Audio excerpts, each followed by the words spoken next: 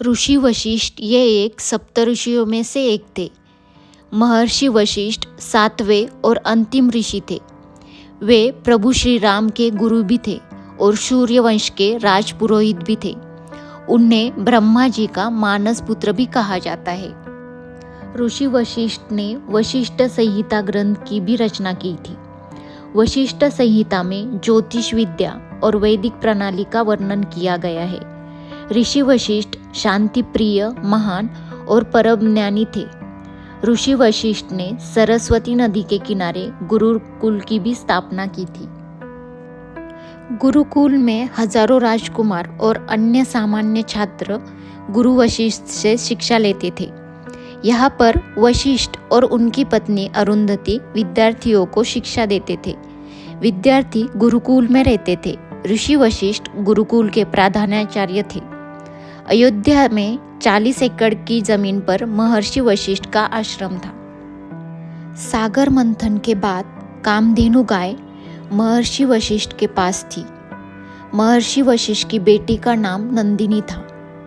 नंदिनी और कामधेनु गाय दोनों भी मायावी थी। ऋषि वशिष्ठ को मंडल 7 उपन्यास का सबसे प्रमुख लेखक माना जाता है। 10 राजाओं की लड़ाई में उन्होंने अपनी महत्वपूर्ण भूमिका निभाई, लेकिन युद्ध में भाग लेकर नहीं, बल्कि उस युद्ध के बाद एक नकारात्मक भजन लिखकर। उन्होंने भजन इसलिए लिखा कि राजाओं को पता चले कि उनके अहंकार के कारण कई निर्दोष व्यक्ति की मौत हुई है। गुरुकुल में ऋषि वशिष्ठ शिष्यों को 20 से अधिक कलाओं का ज्ञान देते थे। ऋषि वशिष्ठ के पास पूरे ब्रह्मांड और भगवानों से जुड़ा सारा ज्ञान था। ऐसा माना जाता है कि आश्रम में एक कुआं है जहाँ से सरयू नदी निकलती है। उस समय इक्ष्वाकु अयोध्या के राजा थे। वे शांति प्रिय राजा थे और जनता की भलाई के लिए ही शासन करते थे। एक समय अयोध्या में सूखा पड़ गया। राजा ने महर्षि वशिष्ठ से कहा कि आप ही इसका कुछ उपाय निकालिए। तब उन्होंने विशेष यज्ञ किया और यज्ञ के संपन्न होते ही सरयू नदी आश्रम के कुएं से बहने लगी। तो ये थे प्रभु श्री राम के गुरु ऋषि वशिष्ठ से जुड़ी हुई कुछ बातें।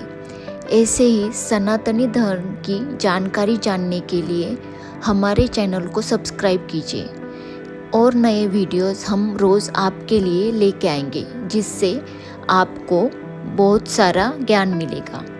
Thank you. अगर आपने अभी तक चैनल को सब्सक्राइब नहीं किया है तो जल्दी से जाके चैनल को सब्सक्राइब कीजिए और वीडियो अच्छा लगा हो तो लाइक करना ना भूलिए।